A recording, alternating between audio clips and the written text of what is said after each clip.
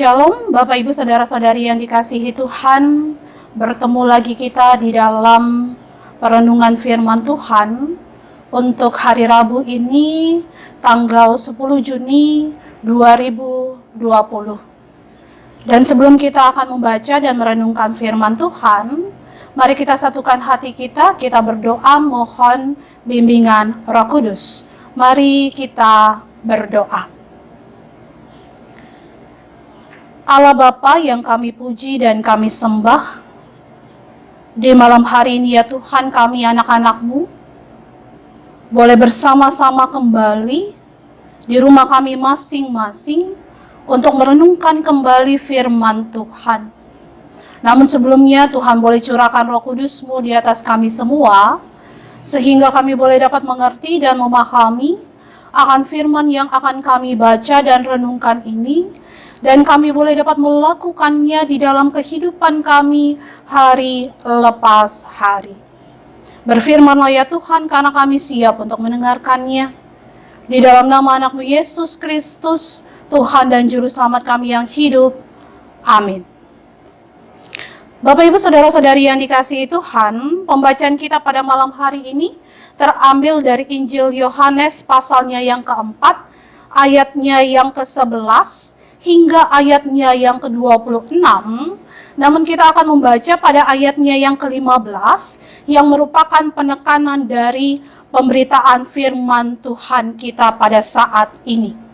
Di mana firman Tuhan katakan pada ayatnya yang ke-15, kata perempuan itu kepadanya, "Tuhan, berikanlah aku air itu, supaya aku tidak haus dan tidak usah datang lagi ke sini untuk menimba air."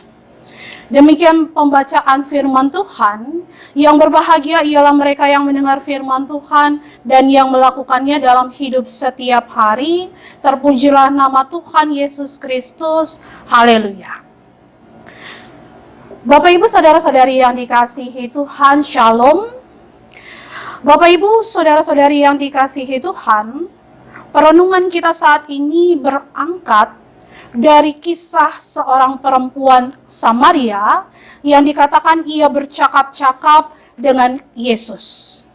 Percakapan yang dilakukan ini dikatakan bukanlah percakapan biasa, karena tentunya konteks pada masa sekarang berbeda dengan masa Yesus. Di mana dikatakan saat itu perempuan tidak boleh berbicara dengan laki-laki di tempat umum. Dan dikatakan selain itu, perempuan ini adalah seorang Samaria, sementara Yesus adalah seorang Yahudi. Dan bukan hal yang lazim juga pada saat itu ketika seorang Yahudi berbincang dengan orang Samaria, karena dikatakan Yahudi tidak bergaul dengan orang Samaria.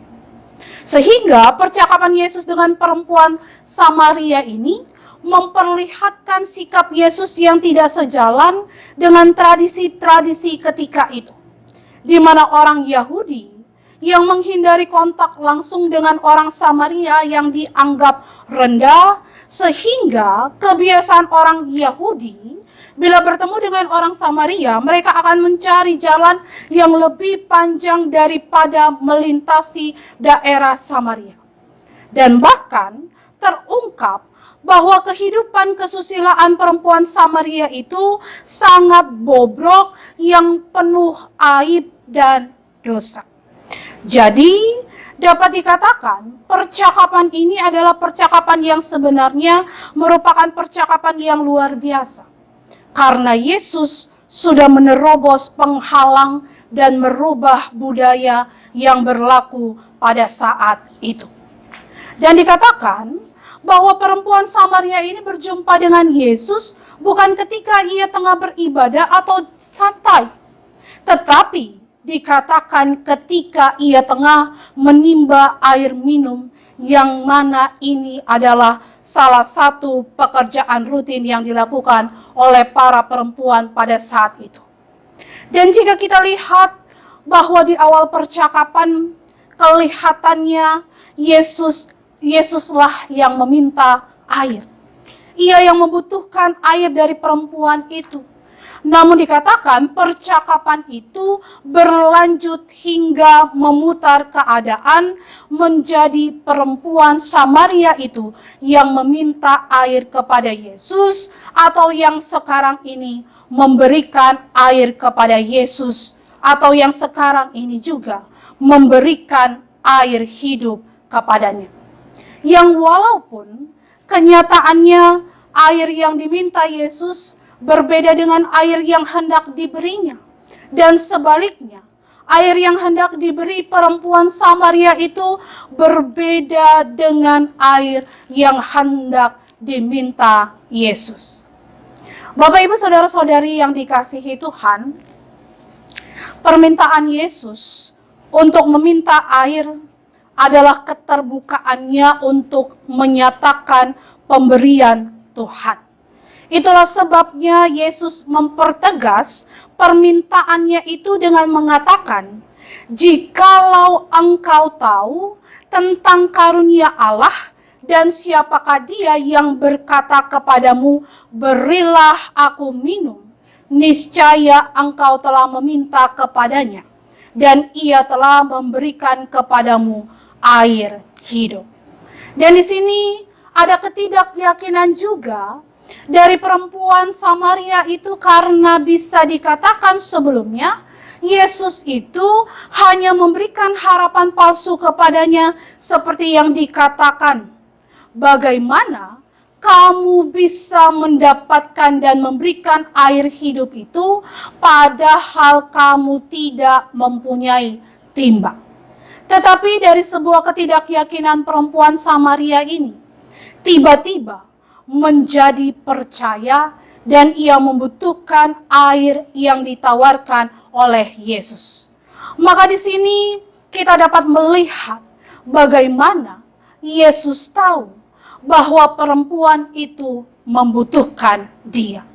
Kehidupan perempuan itu yang bisa dikatakan sudah dehidrasi seumur Yakub tidak akan dapat memuaskan dahaganya.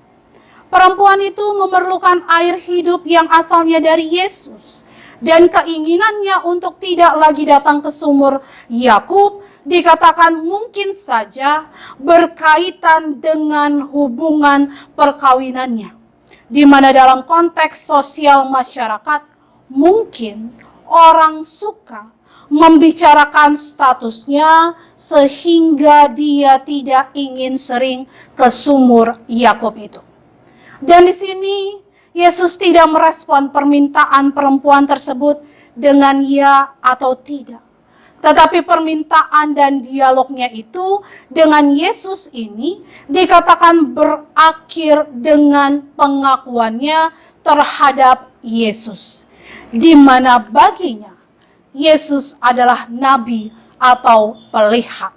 Dan Yesus disebutnya nabi karena dikatakan dia belum pernah bertemu Yesus, tetapi Yesus tahu siapa dia sebenarnya. Dan di sini Yesus mampu mengungkapkan keberadaan dirinya yang sebenarnya. Dan di sini pun Yesus memberitahukan kepadanya bagaimana melakukan penyembahan yang benar setelah mengakui keberadaan Yesus. Dan Yesus pun mengatakan dengan tegas bahwa ibadah atau penyembahan kepada Bapa tidak bisa lagi dibatasi oleh tempat atau ruang. Atau dengan kata lain, bahwa orang yang menyembah Tuhan tidak lagi mengikuti tradisi yang ada, melainkan atas dasar kebenaran pengenalannya kepada Tuhan. Dan respon dari perempuan Samaria ini menunjukkan pengetahuan dan pemahamannya tentang Mesias, di mana mereka sadar bahwa yang dibutuhkan oleh dirinya dan komunitasnya adalah kehadiran seorang Mesias, di mana menurutnya Mesias itu juga disebut Kristus. Mesias itu bukan hanya Mesias untuk orang Yahudi, melainkan dikatakan juga untuk orang Samaria. Karena itu dia mengatakan bahwa Mesias akan datang kepada kami atau orang Samaria.